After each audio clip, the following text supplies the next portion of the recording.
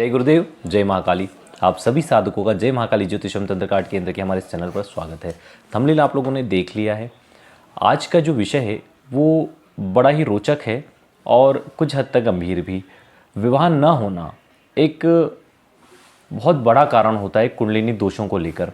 कुंडली में मंगल दोषों की वजह से समस्या आती है, पितृ दोष की वजह से समस्या आती है, या फिर विवाह का कारक ग्रह जो होता है सप्तम का स्वामी अस्त होना, उसमें भी कुछ हद तक समस्याएं आती है।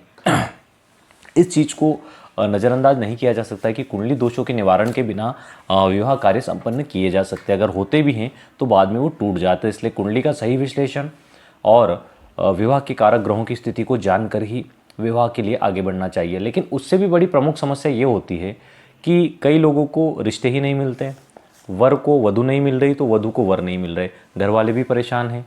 इसके अलावा जो लोग लव मैरिज करना चाहते हैं, प्रेम विवाह करना चाहते हैं, उन लोगों को या तो घर वाले नहीं मान रहे या कोई ना कोई बाधाओं का सामना करना पड़ रहा है। ऐसी अवस्था में उन सभी लोगों को यह गंधर्व मंत्र प्रयोग अवश्य करना चाहिए। इससे यकीनन आपकी बाधाएं कम होगी और आपके विवाह के 100% योग बनने की संभावनाएं हैं, अगर आपकी कुंडली में प्रेम विवाह के योग हैं। हम कुंडली विश्लेषण इसीलिए ध्यान देते हैं, उससे क्लियर हो जाता है कि प्रेम विवाह होगा कि नहीं, विवाह होगा कि नहीं, और होगा तो किस टाइप से होगा या उसकी क्या कंडीशन होगी या कब उसके योग बनेंगे। तो ये कुंडली से ज्ञात किया जा सकता है। लेकिन अगर कोई बाधाएं विवाह में आ रही है, छोटी मोटी बाधाएं, या कोई तंत्र की बाधा की वजह से आ रहा है, या फिर आपको मनचाहा प्रेम विवाह करना है, तो इस गंधर्व मंत्र प्रयोग से आप और इस विधि से आप अपने विवाह में आ रही अड़चनों को दूर कर सकते हैं, अपने प्रेम विवाह को सफल बना सकते हैं। इसकी सारी विधि, एक सही प्रयोग विधि आपको नोट करवा देते हैं। इसको पूर्णिमा से शुरू करना है। 11 दिन के प्रोसेस से 10 माला प्रतिदिन मंत्र जाप है। लाल वस्त्रों का इसमें प्रयोग होगा। सिंदूर का आपको तिलक लगाना है। देसी घी का दीपक चलते रहना चाहिए और उत्तर मुखी होकर आपको मंत्र जाप करना है। एक बाजोट लगाना है जिसपे लाल कपड़ा बिछाना है। कांसे की एक प्लेट लेना है जिसमें गंधर्व की कोई मूर्ति या फोटो हो, नहीं हो तो शिव जी का शिवलिंग लें और उनको ही अभिषेक करवाएं। उसके साथ में गणेश जी, गुरु जी और माँ दुर्गा की भी फोटो या मूर्ति होना आवश्यक है। गुरु जी की फोटो या मूर्ति स्थापित करें, आपके जो भी गुरु हों। गणेश जी की स्थापित करें, फिर शिव जी की और फिर माता रानी की। इस प्रकार चावल या फूल का डालकर उस पर आसन दें और उस बाजोट पर स्थापित करें। वहीं पर घी का दीपक लगाएं, शुद्ध देशी घी का, गाय के घी का होना चाहिए, और पंचोपचार या षडोपचार पूजा करें। नैवेद्य क्या चढ़ाने वो भी बता देता हूँ आपको। इसमें आपको गुलाब के फूलों का प्रयोग करना है। प्रतिदिन गुलाब के फूल चढ़ाना है, दूध से बनी एक मिठाई चढ़ाना है, और जो भी सीजनेबल आपके फ्रूट्स हो वो फ्रूट चढ़ाना है। दूसरे दिन पूजा के बाद ये सारी सामग्री उठा के आपको नदी, तालाब या फिर किसी पीपल के पेड़ के नीचे डाल देनी है। जहाँ आप पूजा कर रहे हैं रात्रि को वहीं सोएं तो ज़्यादा बेहतर है। कहीं और सो रहे हैं तो भी ज़मीन पे सोएं।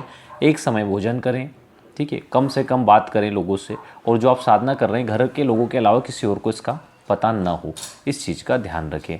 इसमें स्फटिक या लाल चंदन की माला का प्रयोग किया जा सकता है। लाल वस्त्र, लाल आसन आपको धारण करना है।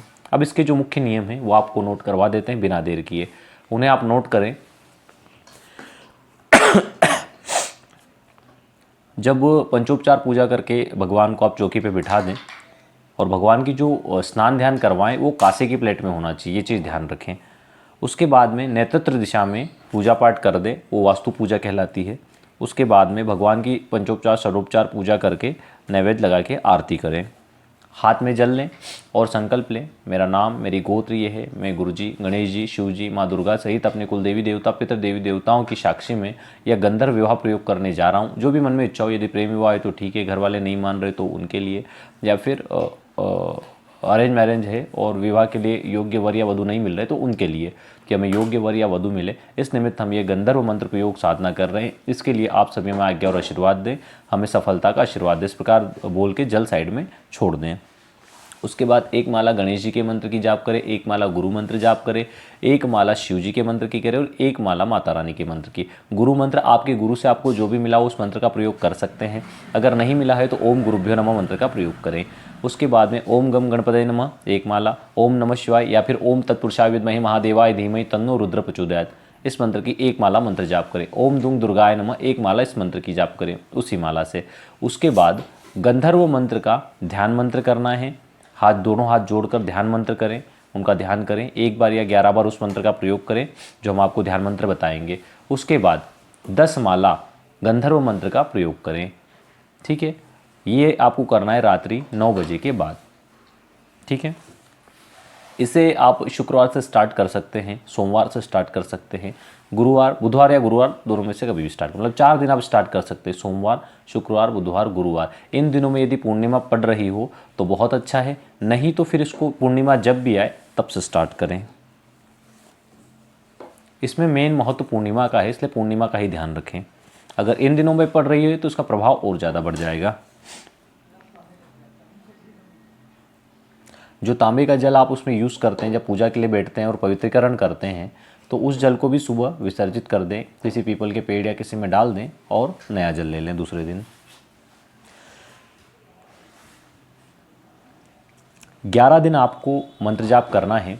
11वें दिन रात्रि में या फिर 12वें दिन सुबह से आपको एक हवन कुंड लेना है। तांबे का हवन कुंड होना चाहिए या फिर ईंट का बना लें, और हवन कुंड की पूजा करके और उसमें आम की लकड़ियाँ जलाएं, घी, गूगल और बेलपत्र से आप हवन करें। 1000 आहुति से आपको हवन करना है इसी मंत्र से।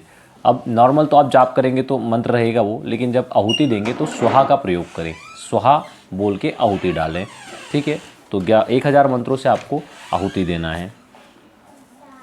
उसके बाद किसी भी पवित्र नदी, तालाब, कहीं पर भी आप जा सकते हैं। अगर नहीं है तो आप किसी बाल्टी में दूध, पानी, जल, चीनी, दुर्वा और शहद थोड़ा थोड़ा मिक्स करें और 100 मंत्रों से खड़े होकर मंत्र को बोले। और मंत्र के अंत में हवन में हमने स्वाहा लगाया था, यहाँ पर स्वाहा नहीं लगाना, यहाँ पे तर्पयामी बोल के इस टाइप से छोड़ना। 1 बार 2 बार मंत्र बोला, तर्पयामी बोला, छोड़ दिया, मंत्र बोला, तर्पयामी बोला, छोड़ दिया। इस प्रकार 100 बार करना है। ये तर्पण हो जाएगा। तर्पण के बाद आपको मार्जन करना है। दुर्वा लें, जल और दूध को मिक्स कर लें और दुर्वा से 10 बार अपने ऊपर छिड़के, मंत्र बोले। और यहाँ पर न स्वाहा बोलना है न तर्पयामी बोलना है, यहाँ उठाना है, मंत्र बोलना है, मार्जयामी बोल के अपने ऊपर डालना है।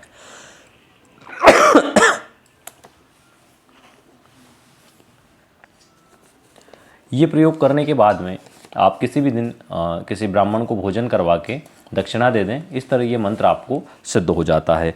मंत्र और ध्यान मंत्र दोनों आपको बता देते हैं, लेकिन उससे पहले इसमें और चीज़ें बता देते हैं कि इसका जो मंत्र है, यदि ये आपने साधना कर ली है, उसके बाद आप प्रतिदिन हाथ में जल लेके 7 बार, जैसे सूर्यदेव को जल चढ़ाते हैं, ऐसे 7 बार इस मंत्र के साथ आप तर्पयामी बोल के जल छोड़ सकते हैं, तो उसका भी बहुत प्रभाव मिलेगा। 108 बार ये मंत्र आप बोल लेते हैं तो भी इसका आपको उत्तम प्रभाव मिलेगा।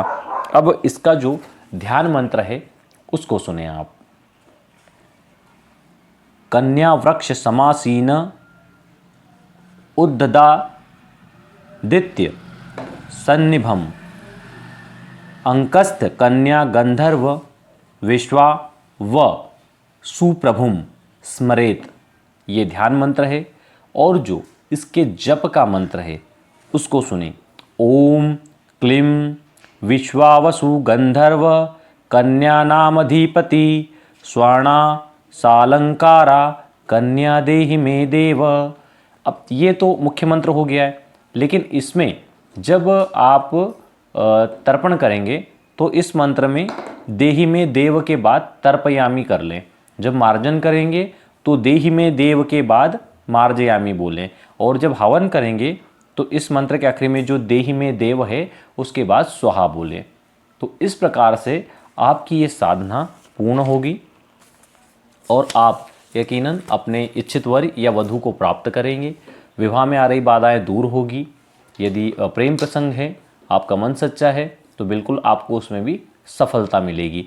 बहुत शानदार प्रयोग है। इसके बहुत अच्छे रिजल्ट ये मैं आपको बता दूं कि मान लीजिए आपने किसी पर्टिकुलर एक व्यक्ति के लिए ये किया है, लेकिन किसी कारणवश वो, देखिए जहाँ तक है ये 100% काम करेगा ही जिस पे आपने किया है उस पर, लेकिन किसी कारणवश यदि वो व्यक्ति आपके लिए अहितकारी है भविष्य में, तो उसके बजाय जल्दी से उससे भी बेहतर कोई व्यक्ति आपके जीवन में आ जाएगा।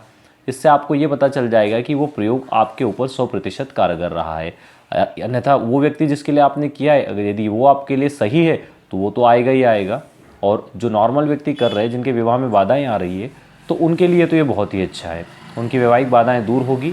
और इस गंधर्व प्रयोग से, देखिए गंधर्व विवाह के बारे में आपने सुना होगा, जब पूर्व काल में ज़्यादा राजसी ठाट बाट से नहीं होते थे, या फिर कई कन्या का हरण करके ले जाते थे, तो गंधर्व विवाह ही करते थे। ज़्यादातर हमने देखा है कई देवी देवताओं के प्रसंग आए हों या फिर कई राजा महाराजाओं के प्रसंग आए हों, तो गंधर्व विवाह की बात होती है। तो ये जो है गंधर्व मंत्र प्रयोग है, जिससे कि आपको इच्छित वर या वधू की प्राप्ति होती है। आप इसे करें और इसका लाभ उठाएं। जय गुरुदेव, जय महाकाली।